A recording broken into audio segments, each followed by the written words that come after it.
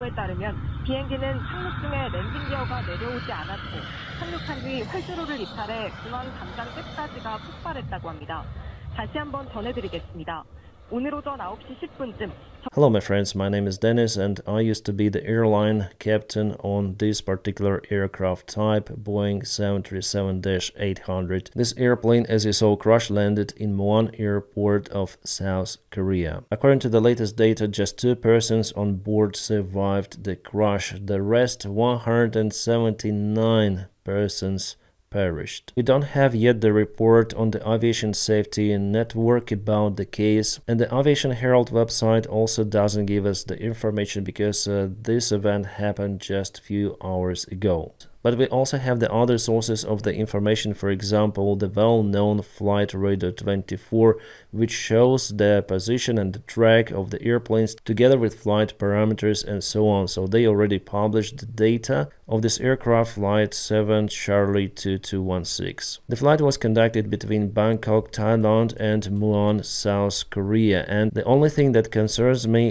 is that ADS-B data is gone over here. Then the airplane was at 500 feet in stable configuration with a ground speed of 150 knots. So initially it is understandable that it was the straight-in approach for runway 01. But the rest of the data is missing because according to the video, the airplane landed actually on runway 19er. Because here you can see the terminal building and the control tower on the airplane's left part. And definitely if you check the Google Maps, you may find the apron and all of the airport infrastructure on this side. So 100% the airplane was landing towards south, so for runway 19er. In general, this airport has a single runway which is 2,800 meters long. Quite a good one for the operation of Boeing 737. But the main question is what happened to the airplane itself and with its landing gear. Why was it a belly landing? Because here you can see again on the video,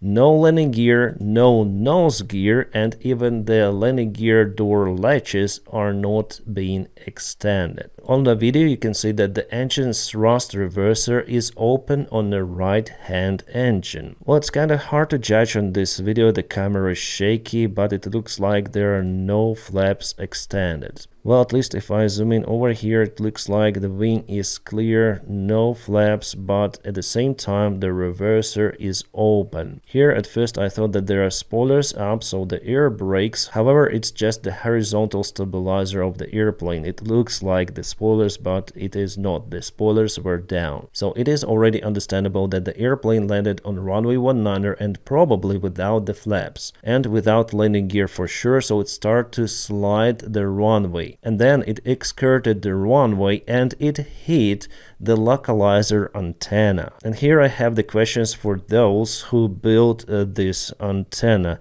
Why is it so freaking robust? Because I don't have the other words to explain it. It's the first time actually I see this kind of the construction. I was in many of the airports, maybe I didn't put the attention on antennas, maybe I'm not the expert in those antennas, but it seems like it was too much of the engineering here. Because here the airplane was stopped by this concrete, reinforced concrete just immediately. Just look how thick this wall really is. And also there was the ground on the top, so this thing actually could stop maybe train, well, tank for sure. And what was it holding? Well, those mostly plastic antennas with some of the wires and just few of the metal parts. Well, usually those localizer antennas look like that. And if you want to make them higher for one or other reason, you don't need really to build a concrete wall. You may put some sort of the metal towers.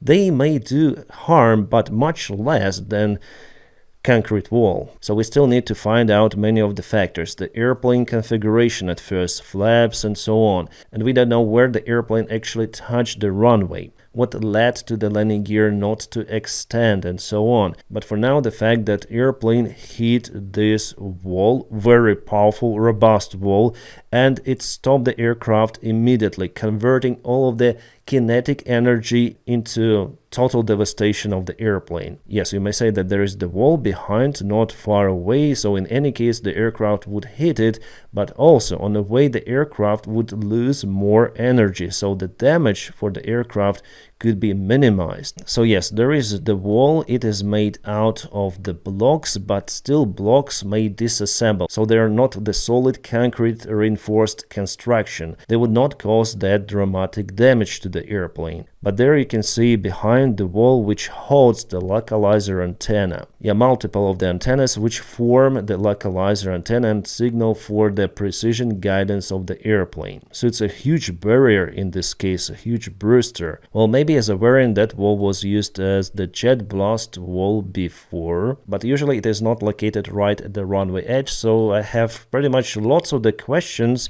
to those people who constructed that wall not far away from the runway edge, creating the huge obstacle for any sort of the airplane that might potentially skirt the runway. And this video was published on Reddit. Here you can see some of the problems with the right-hand engine. Allegedly, it is Jeju Air Flight 2216, but again, Reddit, you need to cross-check this information. But 100% it is Boeing 737. And also could be Korea because of the landscape, very close to the airport, it looks like that, and Korean language. So could it be a bird strike? Yes, it could be. Could it be also the compressor stall? Yes. About the landing gear on Boeing 737, you can actually manually extend those. You have those levers for each landing gear, so basically you unlock the landing gear lock and it goes down with the help of its own weight. It requires some time to extend all of those, and for extension you put the landing gear lever in off position,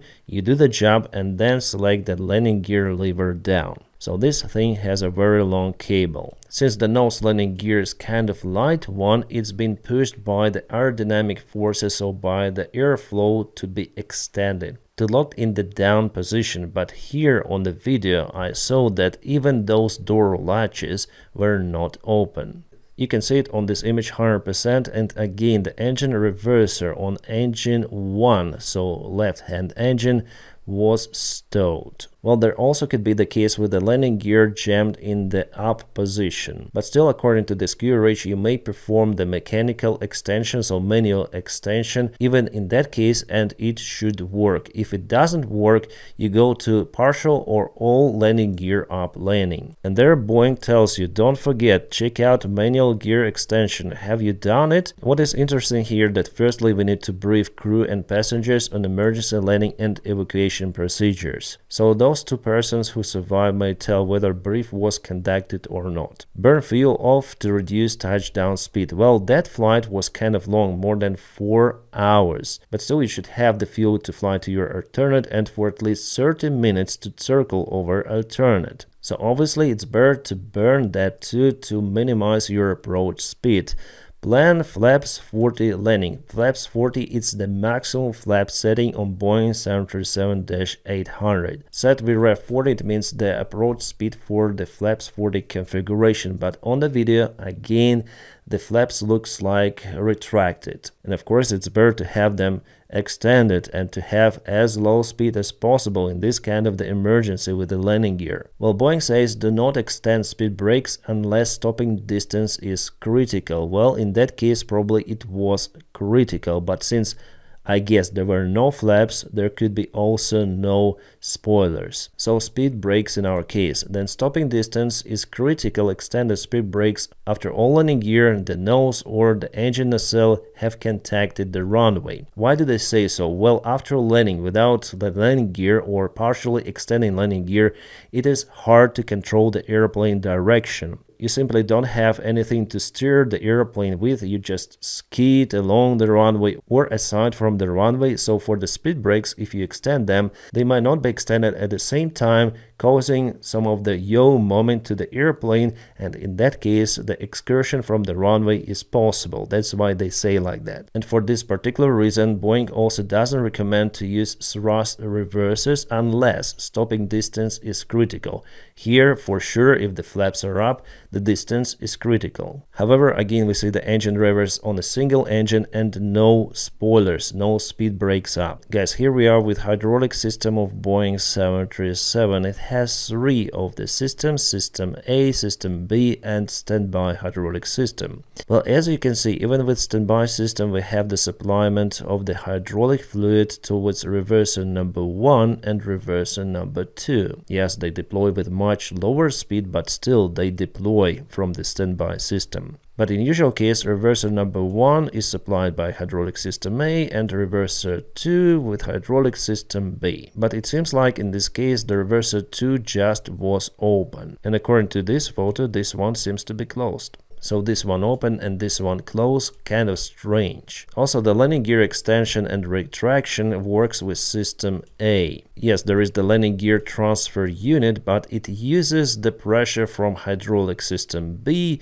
to retract the landing gear. It's not for extension. If you lose hydraulic system A, you need to manually extend the landing gear, as I showed to you before, unlocking those landing gear locks so they fall down. And they should go down. I wonder why it was the belly landing. Also, if the aircraft had no flaps on approach, it means that probably there was no hydraulic to extend those, because system B supplies the trailing edge flaps. So for me, it's kind of the strange configuration as I see. It seems like they have the hydraulics to deploy a reverse thrust, but they hadn't got any to extend flaps or landing gear. And manual gear extension without hydraulics also didn't help. Here only investigation might tell us what was the reason for it. But as being a pilot of this aircraft, it's very strange. Here's the wreckage. The airplane stopped right before the fence of the airfield. Like some of the debris even went to the fence. And this video is confirmed to be legit, so it is exactly same airplane which suffered some issues with the engine. Some say it was the bird strike. It could be, yes, but only investigation will show us. According to the data coming, only the very aft of the airplane survived, and there were 2 of the flight attendants. Well, maybe they have more information, because usually pilots brief flight attendants about emergency via intercom. And also the black boxes like cockpit voice recorder and flight data recorder, they are also located in the back, so for sure they survived and will be recovered soon. So this is the tail part. Even door is over here, and the flight attendants, they are on the aft kitchen and they buckle up before the landing, and luckily at least they survived. But again, here you can see the wall where the localizer antenna is mounted. It is absolutely huge. I don't know who designed that, but it's too much. Why do you need that right after the runway? Well, I think that there should be some of the regulations introduced not to put those extra obstacles. Like in this case, I think it wasn't really necessary. Here, yes, the wall, but those are bricks, so the airplane wouldn't be just smashed into pieces by hitting it. Yes, there would be some of the damage done for the airplane in that case, but much less compared to that reinforced wall. Yes, there are a couple of the residential houses here in this area, but they're a little offset from the runway axis, and then the airplane skid off from the runway, it immediately got extra drag, so for sure it would be stopped before reaching those houses. But instead there is just a huge wall on the way. Guys, maybe I don't understand this stuff. Well, I'm not the expert in airport constructions, in those antennas, whether it is really needed or not. Maybe someone may explain to me why it was like that. Well, there are some of the runways, like for example here, where you don't have the clear way, you just end in the water, so it's impossible to create it. Or from the other hand, you have some sort of the water booster and then the residential buildings. So here obviously, but to create extra obstacle, why? Here for example, you see that localizer antenna is on the ground level, and if you want to put it up, again there are different variants. And here absolutely flat terrain for the aircraft to stop, to have it as the stopping distance. And that fence again wouldn't be that dramatic for the airplane. It's just my opinion, guys, before reaching initial report of the case. Alright, we have the report from the Aviation Herald, and I may already say that it is wrong. The aircraft didn't land on runway 01, it landed on runway 19er, we already know it. Also, it did not impact the concrete fence, it impacted the wall for the localizer antenna. And yes, the initial approach was for runway 01, but the landing was conducted on runway 19er, and still we don't know the trajectory of the airplane after it reached the 500 feet approach for runway 01. And if we go back to the flight radar 24, the approach speed here was 154 knots, which is only possible with flaps extended. It means that something went wrong with the airplane during the final approach phase if this track is definitely valid. So later on the airplane landed on runway 19er. But we have the additional information that firefighters report the malfunction of the landing gear, likely caused by a bird strike. Prompted to go around, the aircraft then attempted another landing in adverse weather conditions. Well, honestly guys, I don't see the adverse weather conditions here. The weather data is yet to be received, but from what I saw, the visibility and cloud base, I guess there was no cloud base, it was fine weather. The question goes only for the wind direction and speed. Well, I think that it will be published really soon. Yeah, again, the sky was definitely clear, no clouds. And guys, I'm gonna update you on this one. A very, very sad case, which could be, I think, avoided as the most of the aviation accidents out there. My condolences to those who lost their loved ones in this terrible crash. It's very bad that those aviation accidents continue to happen. I'm sure that we're gonna find out the reason why it happened for it not to repeat. As usual, peaceful skies for you.